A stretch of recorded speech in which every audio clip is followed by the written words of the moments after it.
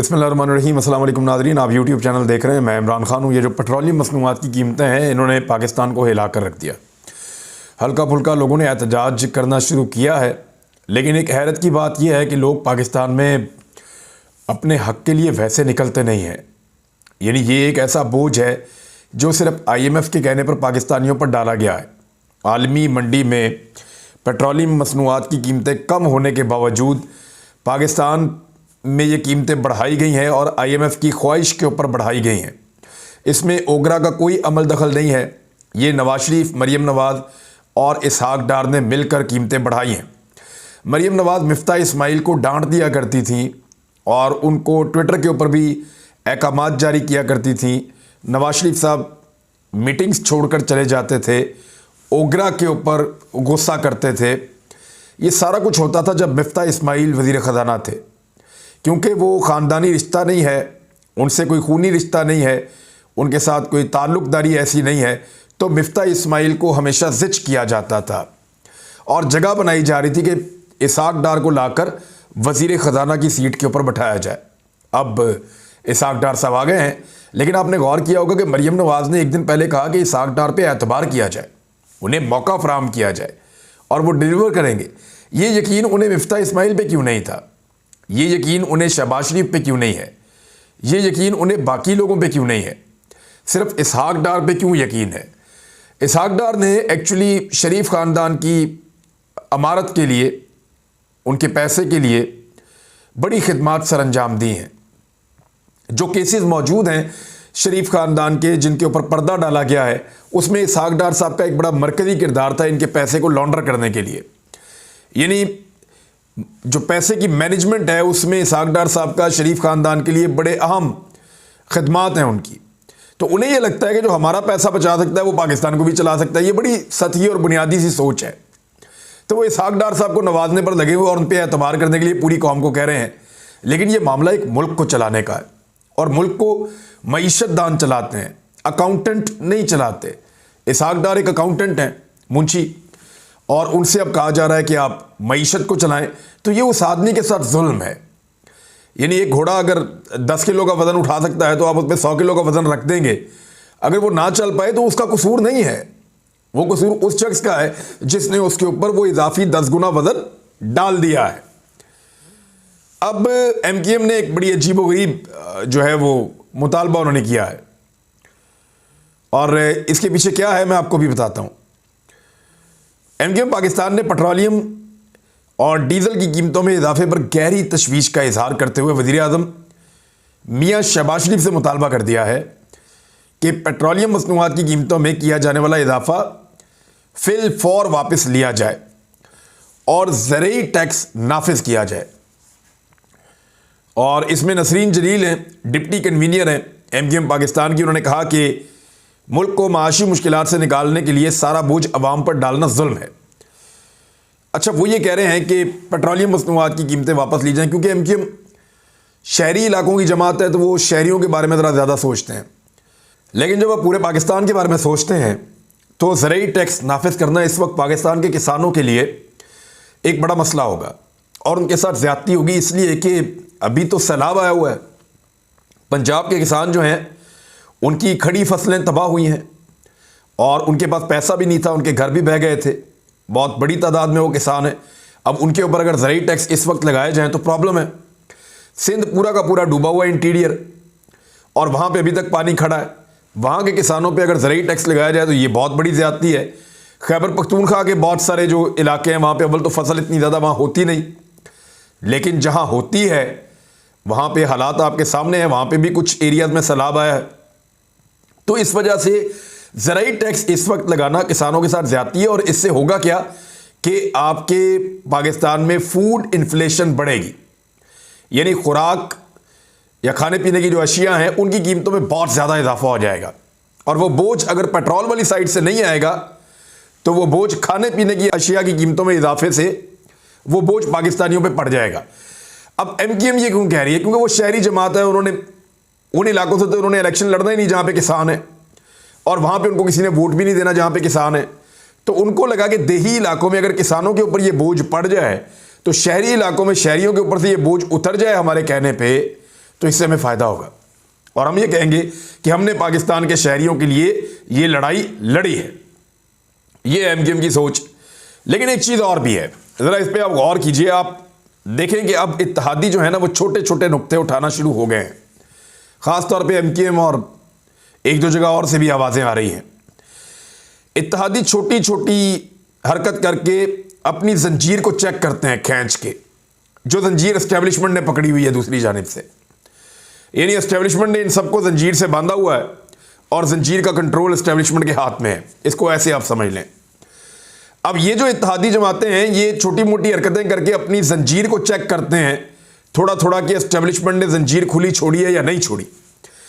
जिस वक्त इनको आइडिया हो जाएगा ना कि एस्टेब्लिशमेंट ने अब जंजीर खुली छोड़ दी है और इन्हें यह लगेगा कि अब इनको बंदे नहीं रहना इस जंजीर के साथ, तो फिर ये पीडीएम के इत्तेहाद से निकलने की कोशिश करेंगे।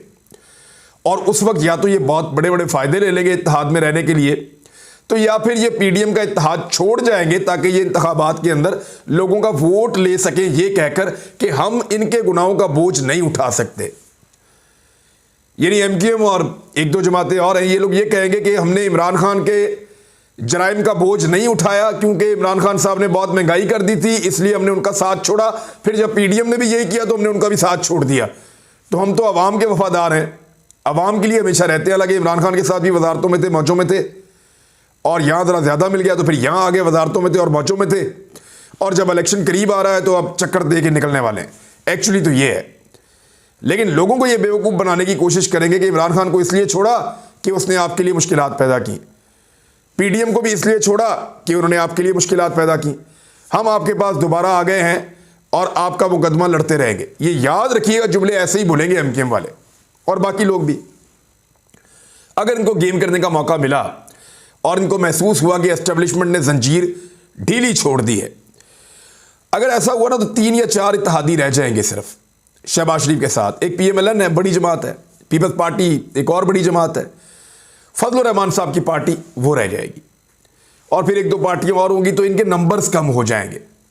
उस वक्त अगर इनको एतमाद का वोट लेने का कहा जाएगा तो ये एतमाद का वोट शहबाज शरीफ नहीं ले पाएंगे, बतौर वज़ीर आज़म फारग हो जाएंगे। एतमाद का वोट लेने का उस वक्त उनके पास सिर्फ एक रास्ता होगा, और वो रास्ता है कि पाकिस्तान तहरीक इंसाफ के जो 23 मुनहरिफ अरकान हैं, उन्होंने जो अपना पार्लिमानी लीडर आज खुद बनाया हुआ है, जो मामला अदालत में चैलेंज होने जा रहा है, वो जो आज खुद उन्होंने अपना पार्लिमानी लीडर बनाया हुआ, उसके हुक्म पे वो सारे शहबाज शरीफ को जाकर वोट डाल दें। और जब वो सारे जाकर शहबाज शरीफ को वोट डाले तो शहबाज शरीफ एतमाद का वोट लेकर बच जाए। तो इस तरह होगा क्या, बल्ले के निशान पे मोहर लगे हुए जो वोट हैं वो शहबाज शरीफ को पड़ जाएंगे। यानी पाकिस्तान की आवाम ने इमरान खान को जो वोट डाले थे, वो जिन नुमाइंदों के थ्रू इमरान खान तक पहुंचने थे, वो नुमाइंदे उन वोटों को शहबाज शरीफ के आगे सरेंडर कर देंगे या सेल कर देंगे, आप ऐसे कह सकते हैं। बहरहाल ये जो मुनहरिफ अरकान या लोटे हैं, ये 23 लोग शहबाज शरीफ के बहुत काम आ सकते हैं, क्योंकि अब पार्लियामेंट्री पार्टी इनके कंट्रोल में है और पार्लियामेंट्री पार्टी में टोटल बंदे ही चंद रह गए हैं, 25 एक बंदे रह गए हैं। 23 बंदे तो सीधे सीधे लोटे हैं और बाकी पाकिस्तान तहरीक इंसाफ के लोगों को फारिग कर दिया गया है। अब एक रास्ता और है, पाकिस्तान तहरीक इंसाफ इस मामले को अदालत में चैलेंज कर रही है। अदालत के अंदर अगर यह फैसला आ जाता है कि जो आखिरी 43 इस्तीफे मंजूर हुए हैं पाकिस्तान तहरीक इंसाफ के वो गलत हैं, तो फिर पाकिस्तान तहरीक इंसाफ का अपना पार्लिमानी लीडर बन जाएगा, और वो पार्लिमानी लीडर जब हुक्म देगा तो ये जो लोटे हैं या मुनहरिफ अरकान हैं, ये भी जाकर शहबाज शरीफ को वोट नहीं डाल सकेंगे। अगर डालेंगे तो काउंट नहीं होगा और ये डी सीट भी हो जाएंगे, इनकी सीटें भी फारिग हो जाएंगी। तो इस तरह शहबाज शरीफ फारिग हो जाएंगे। मामला फिर अदालत के अंदर ही जाना है।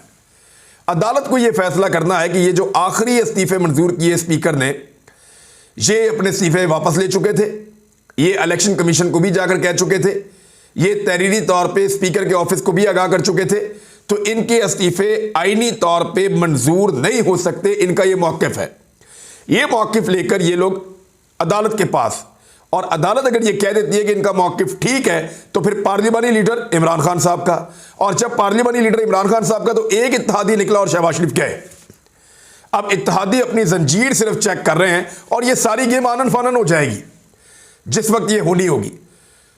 सिर्फ इतना सा होना चाहिए या जिस चीज़ का इंतज़ार है वो ये है कि एस्टेब्लिशमेंट अपने आप को हकीकतन इस सारे गंदे खेल से बाहर ले जाए और वो कहे कि जो आपने करना है करें, पाकिस्तान में इलेक्शन करवाना है, मिलकर बैठें, बात करें, जैसे करना है आप लोग करें, हमें इसमें से बाहर निकालें।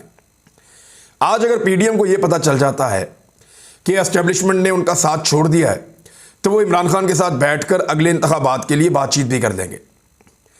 उन्हें सिर्फ इस बात का ज़ोम है कि हमारी हुकूमत को गिरने नहीं दिया जाएगा। जिन्होंने हमारी ये हुकूमत बनाई है वो इमरान खान से नफरत करते हैं, लिहाजा वो इमरान खान के खिलाफ हमारी हुकूमत को कायम रखेंगे।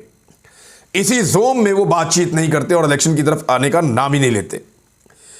अब आ जाए जो पेट्रोलियम मसनूआत में इजाफे के हवाले से एमक्यूएम का मुतालबा है, ये मुतालबा पाकिस्तान भर से सामने आ रहा है। बहुत सारे लोग ये कह रहे हैं और वजीर ख़जाना ने यह कहा कि माशी बहरान हल करने के लिए कोई जादू की छड़ी नहीं है। बातें तो आप बहुत करते थे कि 70 रुपये का पेट्रोल देंगे, 72 रुपये तो आप पेट्रोल के ऊपर सिर्फ टैक्स ले रहे हैं, 250 रुपये का पेट्रोल कर दिया, 262 रुपये का डीजल कर दिया। बातें तो बड़ी की थी कि डॉलर 100 रुपये का कर देंगे, डॉलर को उठा के 350 पे ले गए और अब सुना है जब वर्किंग डे शुरू होगा तो डॉलर मजीद ऊपर चला जाएगा। बहरहाल उन्होंने कहा कि कोई हमारे पास जादू की छड़ी नहीं है और हम इतनी जल्दी नहीं कर सकते। अखराजात अपने कम नहीं कर रही मौजूदा हुकूमत। शहबाज शरीफ ने एक कमेटी बनाई थी और उस कमेटी का काम यह था कि वो शहबाज शरीफ को बताए कि अपने अखराजात हुकूमत कैसे कम कर सकती है। उस कमेटी ने सबसे पहले काबीना का कहा था कि इसके ऊपर से जो 47 बंदे हैं ना वो तो उड़ा दें आप फ़ौरन, यानी 77 में से 47 उड़ा दें, 30 बंदे बहुत होते हैं, इतनी काबीना आप रखें। फिर काबीना के अखराजात भी कम करें। फिर उन्होंने सरकारी मुलाजमीन के अखराजात कम करने का कहा, उनकी तनख्वाहें भी कम करने का कहा और भी बहुत सारी उन्होंने तजावीज़ दी हैं। लेकिन यहां पे उल्टी गंगा बह रही है। यहां पे जो पार्लियामेंटेरियंस हैं उनको सियासी रिश्वत के तौर पे स्कीमें दी जा रही हैं अरबों रुपए की। अब वो फिगर जो है वो 90 अरब रुपए तक पहुंच गया है। शहबाज शरीफ साहब का जो लाहौर वाला कैंप ऑफिस है उसके लिए 12 करोड़ 30 लाख रुपए का बजट जारी कर दिया गया है। ये शहबाज शरीफ साहब का, यानी सिक्योरिटी आलात उससे लिए जाएंगे, ये खबर आई है। और काबीना के जो अखराजात हैं, जो शहबाज शरीफ साहब की पाकिस्तान की तारीख की सबसे बड़ी काबीना है, यानी देखें तारीखी काम किया इन्होंने। पेट्रोल तारीख का सबसे महंगा, डॉलर तारीख का सबसे महंगा, काबीना तारीख की सबसे बड़ी, हुकूमत के अंदर इत्तेहादी तारीख में सबसे बड़े और नाकामियां तारीख में सबसे बड़ी, यानी हर चीज़ के अंदर इन्होंने तारीखी रिकॉर्ड तोड़ दिए। महंगाई तारीख में सबसे ज़्यादा और पाकिस्तान की ग्रोथ जो नेगेटिव हो रही है वो भी तारीख में सबसे बदतरीन। यानी जितने काम इन्होंने किए हैं एक नई तारीख रकम की है शहबाज शरीफ साहब ने और बेड़ा गर्क किया है। और काबीना के अखराजात में 39% इजाफा हुआ है। यह बात सामने आई है कुछ खबरों में कि 39% इजाफा काबीना के अखराजात में शहबाज शरीफ साहब की जो काबीना है उसमें हो गया है। दूसरी जानिब जमान पार्क में मीडिया से गुफ्तगू की असद उमर साहब ने, इन लोगों ने एक तहरीरी बयान पढ़ा है और बड़े डिस्कशन के बाद बयान बनाकर लाए थे। उन्होंने कहा कि सदर और सुप्रीम कमांडर अफवाज पाकिस्तान की तवज्जो गवर्नर खैबर पख्तूनख्वा के बयान पर दिलाना चाहते हैं, जिन्होंने बयान दिया था कि सूबा खैबर पख्तूनख्वा में इंतखाबात की तारीख एजेंसियों एस्टेब्लिशमेंट ने देनी है, सियासी मामलात में बढ़ती हुई मुदाखलत का फौरी नोटिस लिया जाए। यानी अब आप समझ जाएं वो क्या कह रहे हैं। पीटीआई रहनुमा ने मुतालबा किया कि सदर मुमलिकत रहनुमाओं को धमकी अमेज कॉल्स और तशद्दुद का नोटिस लें, चंद काली भेड़ों से बाज पुरस की जाए, जिसकी निशानदेही पीटीआई और आज़ाद मीडिया करता रहा, क्योंकि ऐसे इकदामात से नहायत मनफी असरात मुरतब हो रहे हैं।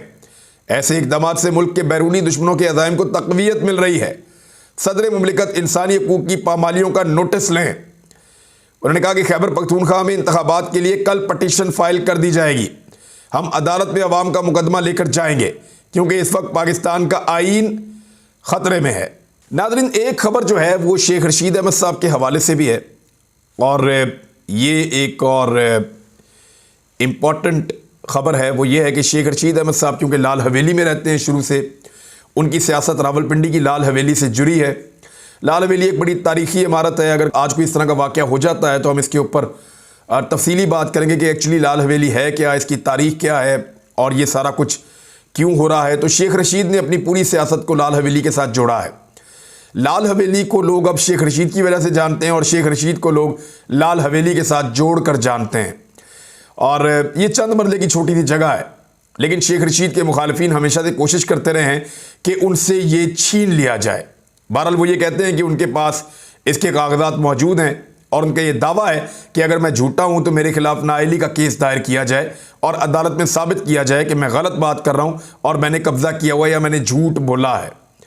शेख रशीद के खिलाफ एक ऑपरेशन मुतवक्के है, लाल हवेली को गिराने की भी बातें हो रही हैं, जबकि शेख रशीद का ये कहना है कि लाल हवेली के ऊपर कोई हॉलीवुड में कोई मुआहदा हो रहा है और वहाँ पे एक फ़िल्म बनाने की पेशकश आई है कि वो लाल हवेली को लेकर एक बड़ी अहम फिल्म बनाना चाहते हैं रावलपिंडी में आकर। तो शेख साहब जो हैं वो एक बड़ी जानी मानी शख्सियत हैं। लेट्स सी रावलपिंडी में आज का दिन कैसा गुजरता है। लेकिन एक और बड़ी खबर ये है कि इमरान खान साहब ने फैसला किया, उनकी पार्टी ने, कि कौमी असम्बली की 33 नशस्तों पर साबिक वज़ीर-ए-आज़म इमरान खान साहब ही उम्मीदवार होंगे और वही यहाँ से इलेक्शन लड़ेंगे। यानी एक और वर्ल्ड रिकॉर्ड बनने जा रहा है। अच्छा, ये वर्ल्ड रिकॉर्ड तो बनते जा रहे हैं और बनते रहेंगे, लेकिन एक चीज़ बड़ी अजीब है। एहसन इकबाल अच्छे खासे समझदार आदमी है, उन्होंने आज फिर स्टेटमेंट दे दिया कि ये जो पेट्रोल की कीमत बढ़ी है इसकी वजह इमरान खान है। ये मुझे हैरत होती है कि थोड़े दिन पहले जब कम की थी तो वजह इसहाक डार था, अब बढ़ी है तो वजह इमरान खान है। इसहाक डार ने आकर जब डॉलर को 10 रुपये सस्ता किया था तो वजह इसहाक डार थे, और अब जब डॉलर दोबारा बढ़ गया है तो वजह इमरान खान है। How is it possible? यानी अगर 1 रुपये का भी फ़ायदा होगा तो वह इसहाक डार की वजह से होगा, और अगर 4 आने का भी नुकसान होगा तो वो इमरान खान की वजह से होगा। ये मंतक पाकिस्तानियों को समझ नहीं आएगी, और वो इतने बेवकूफ़ नहीं है, आपने पता नहीं कहाँ से तालीम हासिल की और कहाँ पढ़ाते रहे, मेरी तो समझ से बाहर है। नाज़रीन, अब तक इतने, अपना ख्याल रखिएगा, अपने इस चैनल का भी। अल्लाह हाफ़िज़।